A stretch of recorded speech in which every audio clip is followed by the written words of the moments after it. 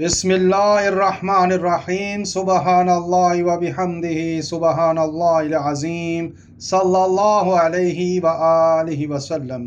ناظرین کرام السلام علیکم۔ حضرت عزیر علیہ السلام سفر پر نکلے ہوئے تھے۔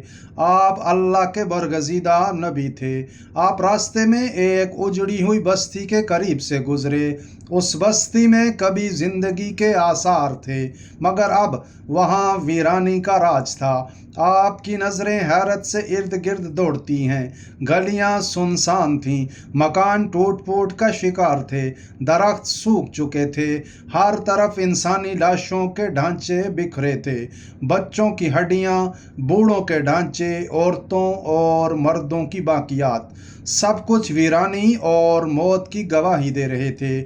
یہ بستی، جو کہ مفسرین کے مطابق بیت المقدس کے قرب و جوار کی ایک بستی تھی، ایک ظالم بادشاہ کے ہاتھوں برباد کی گئی تھی۔ کوئی زندہ روح باقی نہ تھی۔ حضرت عزیر علیہ السلام نے اس منظر کو دیکھا اور دل میں سوچا، کیا واقعی اللہ تعالیٰ اس بستی کو دوبارہ زندہ کرے گا؟ یہ سوال تعجب اور غور و فکر کے لیے تھا، شک کا نہیں۔ آپ اللہ کے نبی تھے۔ آپ کی نیت علم اور حکمت کی تلاش تھی۔ آپ سوچ رہے تھے کہ اللہ تعالیٰ مردوں کو کیسے زندہ کرے گا، ہڈیوں کو گوشت پوست کیسے کرے گا۔ اللہ تعالیٰ نے اپنے نبی کو ایک عظیم نشانی دکھانے کا ارادہ فرمایا۔ حضرت عزیر کے پاس ایک چھوٹا سا تھیلا تھا، اس میں کچھ کھانے کا سامان اور پانی تھا۔ ایک گدھا بھی ساتھ تھا جس پر آپ کا سامان رکھا ہوا تھا۔ آپ نے بستی کی ایک دیوار کے سائے میں آرام کرنے کا فیصلہ کیا۔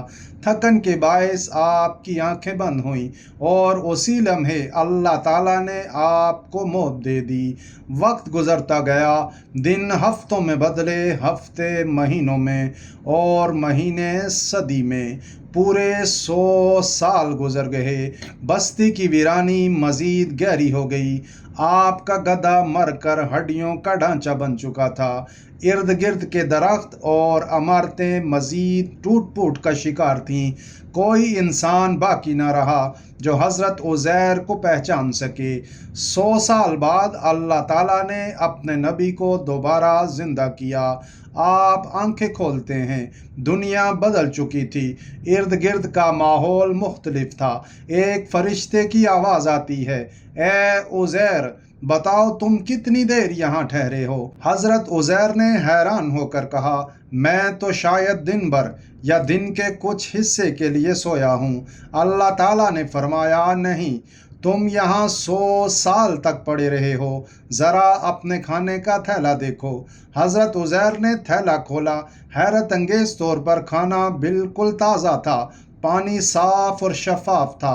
100 سال کا عرصہ گزر چکا تھا، مگر کھانے پر ذرا سا اثر بھی نہ تھا۔ اب اللہ تعالیٰ نے انہیں مزید نشانی دکھانے کا ارادہ فرمایا۔ اے عزیر، اپنے گدھے کی طرف دیکھو۔ حضرت عزیر نے نظر دوڑائی، گدھے کی صرف ہڈیاں باقی تھیں۔ اللہ تعالیٰ نے اپنے نبی کو مردوں کو زندہ کرنے کا منظر دکھانے کے لیے ایک عظیم معجزہ ظاہر فرمایا۔ آپ دیکھتے ہیں کہ گدھے کی بکھری ہوئی ہڈیاں حرکت کر رہی ہیں، ایک ایک ہڈی اپنی جگہ پر جڑ رہی ہے، پھر ان پر گوشت چڑھنے لگا، رگیں اور پٹھے بنے، جلد آئی اور دیکھتے ہی دیکھتے گدھا زندہ کھڑا ہو گیا۔ حضرت عزیر اس منظر کو دیکھ کر کانپ اٹھے۔ دل میں اللہ تعالیٰ کی عظمت اور قدرت کی لہر دوڑ گئی۔